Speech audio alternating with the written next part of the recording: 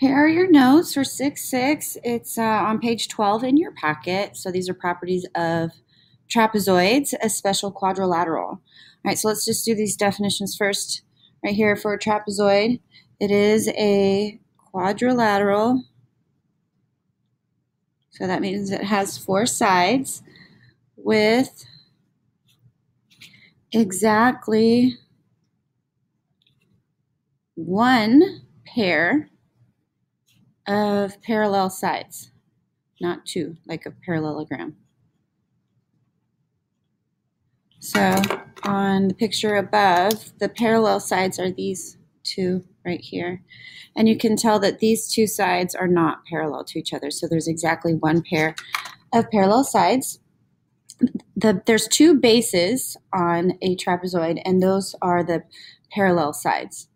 So each of the parallel sides, so that's these 2, the top and the bottom.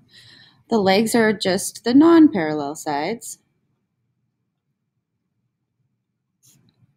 All right, base angles are 2 consecutive, so that means they're right next to each other, not opposites.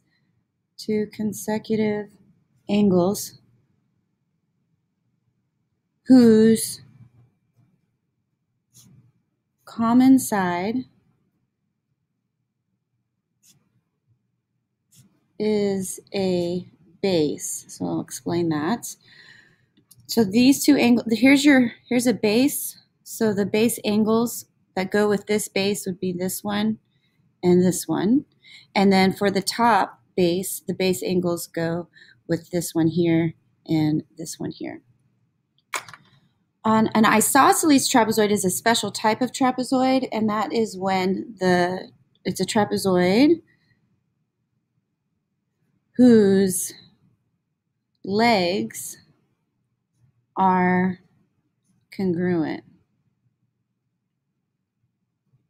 So that would be if you have a picture where these 2 sides here are the same and they'd be marked with little tick marks showing that they're congruent to each other. There's 3 special properties for specific types of parallelograms, of trapezoids. So the first one, I'm just going to draw them out. If you have a trapezoid that looks like this,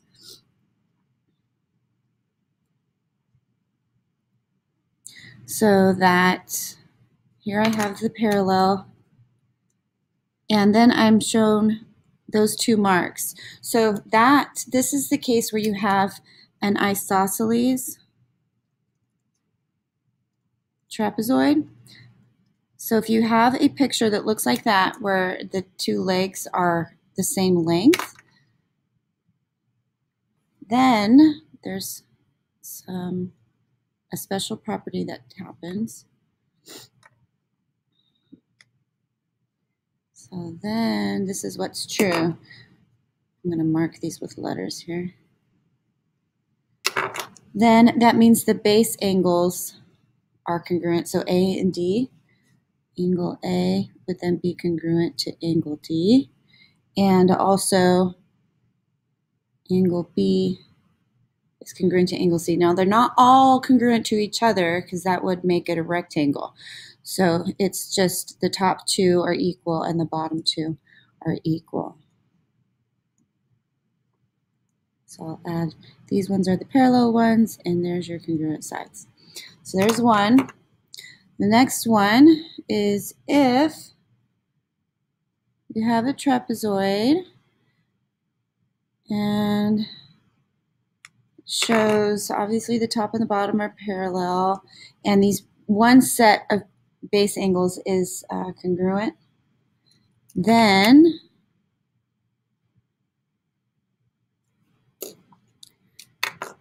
you can say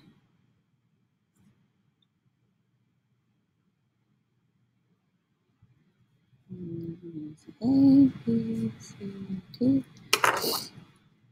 Then you can say that the legs are congruent to each other. So it becomes an isosceles trapezoid. So I have that and that. All right, so if these two angles are shown like that, you can then add that these legs on the side are also congruent. And the last one, if, let's draw a little smaller.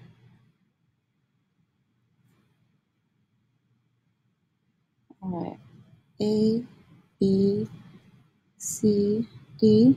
All right, we're going to draw diagonals on here.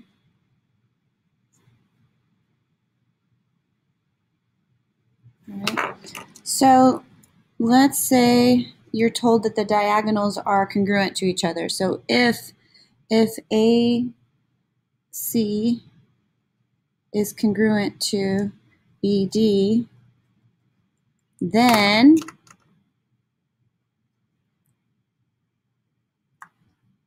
you also have an isosceles trapezoid. So if the diagonals are congruent, then it's an isosceles. So then I can say this. Those are parallel and these are congruent. All right, so there's 3 if-thens that we're looking for. All right, so this first one over here, this first example, it's crooked. There. So I'm looking at this picture. If I turn it this way, you can see that I have the 2 legs that are congruent and the 1 set of parallel sides. So I know this is an isosceles trapezoid. Now this is asking me for the measure of angle A. All right, so I know, let's see, what do I know? I know that this angle is congruent to that one, and I know that this one is congruent to that one. So let's see. I know that this one's then 100 degrees. So since these sides are parallel and these are same side interior angles, I know that measure of angle A plus the measure of angle D equals 180. And so since the measure of angle D is 100, then I know that the measure of angle A must be 80. For this one, change this right here. This should say instead JB. Find J to B. K to B is 21.9. And M to F is 32.7. So this whole diagonal here is 32.7.